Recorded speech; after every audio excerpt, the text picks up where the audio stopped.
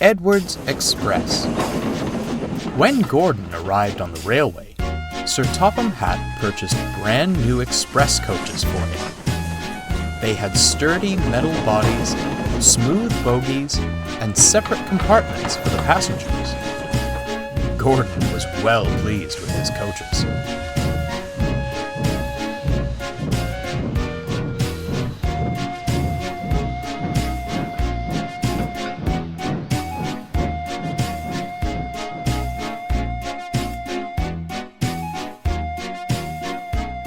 The old coaches felt left out.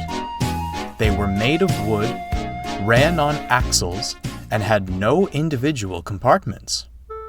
Time and wear led the railway inspectors to see them as unworthy of the main line. The coaches were most upset. "Cheer up," smiled Edward, as he shunted them into the carriage sidings. "You'll still be useful on the branch line trains." "Branch lines!" they shuddered. "How embarrassing!" While Henry was shut in the tunnel, Edward took over his local trains. He knew all about being left behind, and brought the old coaches out every chance he got. This cheered them up, until Gordon voiced his opinions.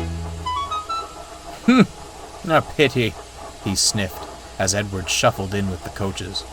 "But that's the price of progress. Why, even you would have been a prime express engine at one point, Edward.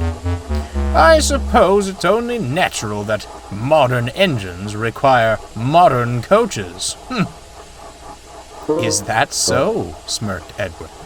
"Why, I think you'd look most distinguished pulling these old dears." "Oh, no thank you," Gordon harumphed. "They'd be open-top carriages before I even reach top speed. Now these are proper coaches," he finished, eyeing the express behind him. "Is that what they are? I thought someone had stretched out the goods vans, and you were doing some real work for a change," laughed Thomas. Edward couldn't help but chuckle, and Gordon fumed out of the station.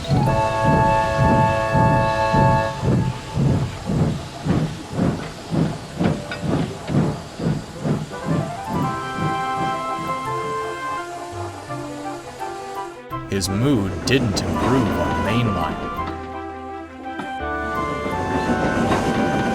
They were running well. Too well. "Settle down, Gordon," scolded the driver. "You'll do a number on yourself. Make no mistake." Real work, muttered Gordon. "I'll show those engines a thing or two about real work."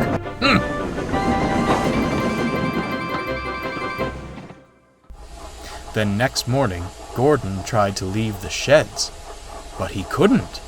"What's happened to me?" he groaned. The crew inspected him and quickly found the problem.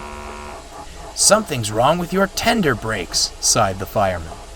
"And with how you were going about yesterday, I'm not surprised." "And you thought the old coaches were the ones who would fall apart," laughed Thomas.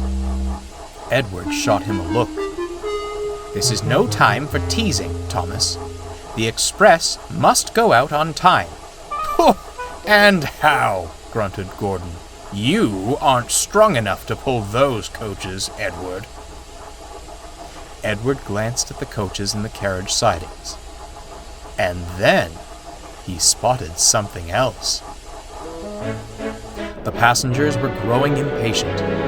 There was no train ready for them, and it would soon be time to leave.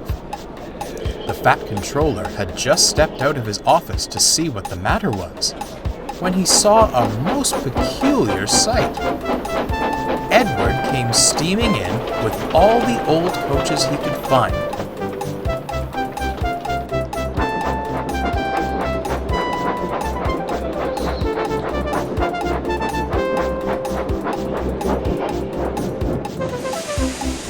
The passengers were surprised, but thankful they had a train at all. They hurriedly boarded the coaches, and the fat controller smiled. "Well done, Edward. Most resourceful of you. Don't push yourself too hard now.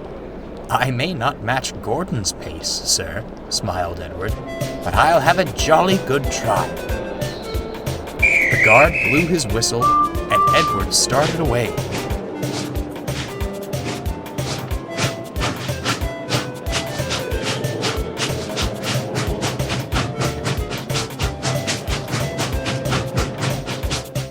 Soon, he was coasting down the main line, making excellent time. He whooshed through the tunnel, giving Henry quite a surprise. "Go on, Edward! Go on!" he cheered.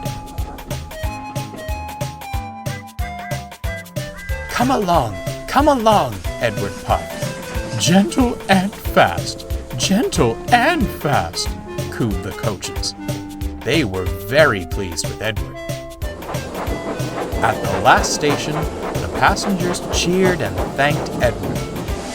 The engine at Vickerstown was most amused, but looked on with admiration. Edward just smiled. He was thankful for a rest and a drink. When he returned to Sodor, Edward spoke kindly to the old coaches.